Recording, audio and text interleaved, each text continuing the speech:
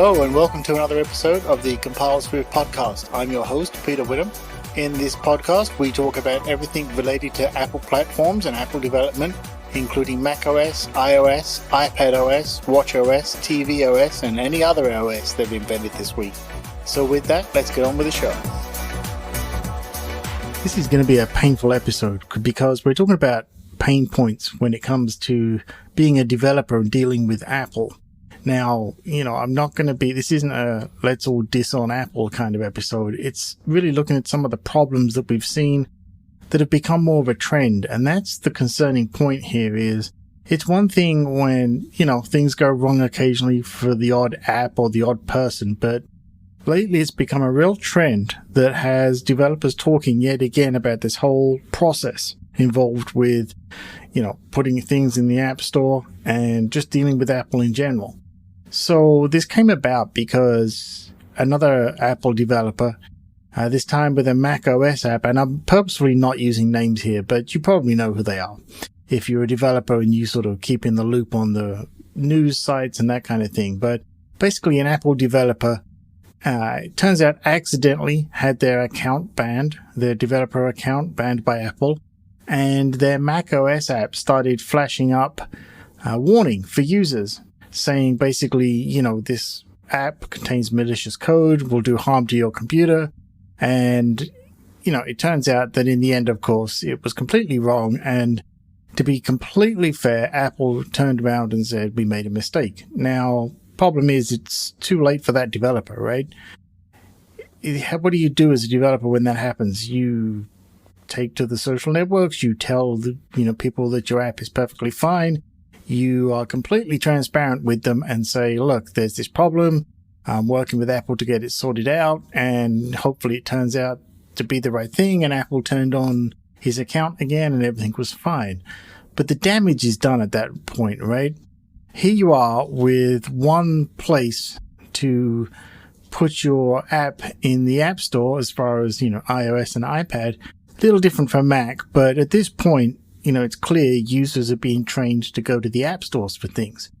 So when a user has an experience for an app that they've paid for in particular, but it doesn't even matter if they've paid for it or not, and then they see this warning that, this app is going to create some kind of problem for them, understandably, they're going to panic, right? And they're going to, in these times with accounts being hacked and everything else, they're going to worry about trusting that app going forward. And even worse, trusting that developer going forward, even if it turns out to be completely wrong and a completely innocent accident. The problem is there's always going to be a percentage that are going to question going forward, is it okay? Is it okay to use apps from this developer? Is it okay to use this app?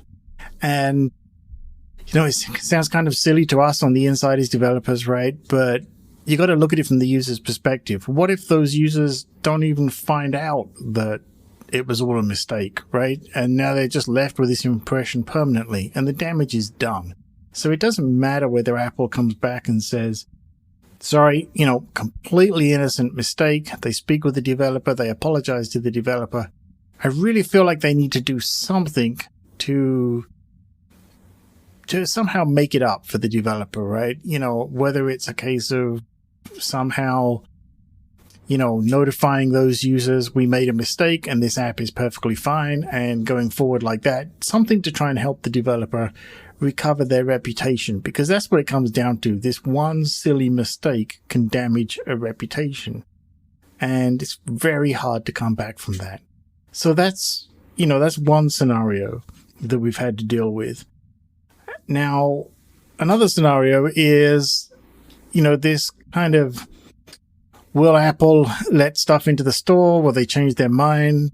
We've got this going on at the moment with Microsoft and the Xbox app, and I'm not going to dive into the details too much, but in a very general way, it all comes down to the same thing, which is you're trusting this one source for potentially your income, right? Obviously not on a company like Microsoft, but if you're an independent developer or something like that, maybe this is the only place you have your apps, in an app store. Maybe it's the only thing you do, right? Maybe you make your entire living from having very successful iOS or iPad applications, let's say.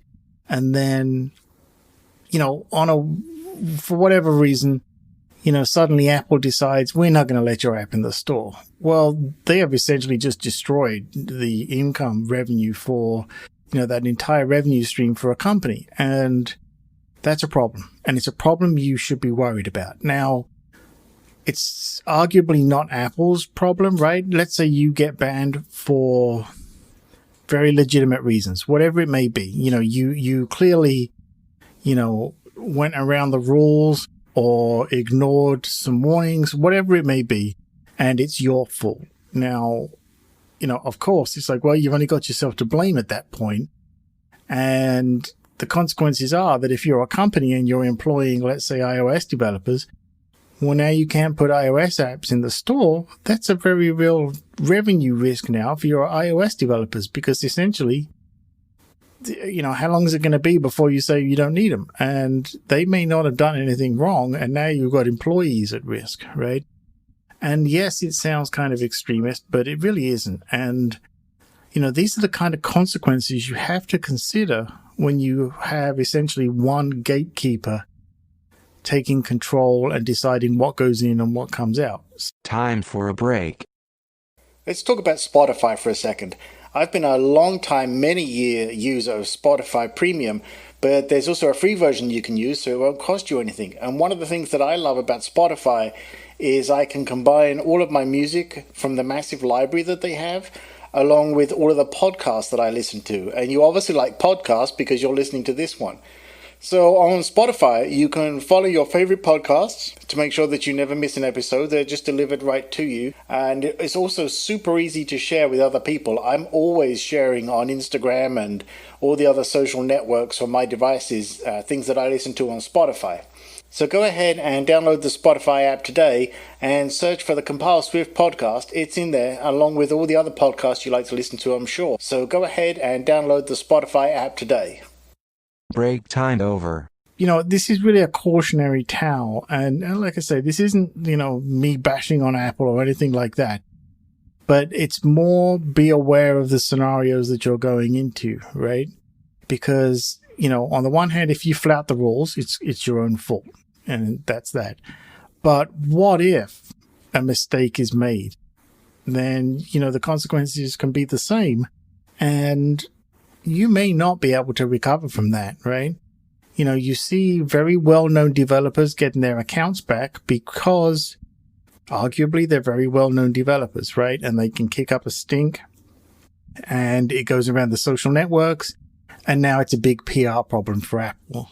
Now, what if you're not one of those developers and you're just, the 98% of other developers out there that aren't famous in some way and aren't big names, and, you're not going to have the kind of a backing of a massive community to try and help you get your account back. And hopefully you will once you talk to Apple, but maybe you won't. And this bothers me greatly. This bothers me greatly, not only as an iOS developer, but also as someone who loves the platform, because this has the potential to become a bigger problem down the road, right? Now, we don't know. Certainly I don't know. Does Apple have, stopgaps in place? Is everything reviewed by an automated system and flagged? Or is it flagged by an automated system and then reviewed by a human? I certainly hope that's the case. But then, as we've seen with App Store, submissions and reviews, depending on that person that does the review, whether it's an app or an account, it may or may not go in your favor, right? I've read cases of apps that have been perfectly fine for the longest time, and then they make one little change to something, and next thing it's flagged in the store for a completely unrelated issue that's been there since day one, and it's been perfectly fine until this one reviewer apparently decides it isn't, and you have to wonder, how often does this happen? And this is a process that needs to be dealt with. On the flip side, you have, Google, who let an awful lot more in than they arguably should, in my opinion. And, so you have this kind of closed source that's wrong in one direction, and this more open source of let anything in the other direction.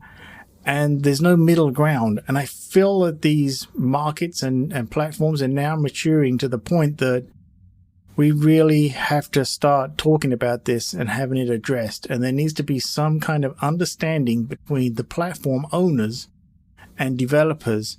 And I don't know what the answer is, but maybe there needs to be some kind of committee maybe that sits in the middle to discuss and review these problems and, see it from both sides and really openly talk about it rather than just, here's the decision, that's it, you're out the store. I don't know that that's the answer. I don't know what the consequences would be, but I feel like it's a conversation that certainly needs to be had at this point. So anyway, that's kind of my 2 cents on it. I felt it was important to talk about this because this is something that affects all of us, right? Like I say, whether you work for a company, work for yourself, whatever, the consequences are there either way. So that's it. Reach out to me on Twitter at CompileSwift. I'd love to hear your thoughts on this. Leave a review. Go to CompileSwift.com/contact. Fill in the form. Let me know what you think. I'd love to, if I get enough feedback, I would love to, put that feedback in an episode and, share with other people what you're thinking. So with that, I will speak to you next time.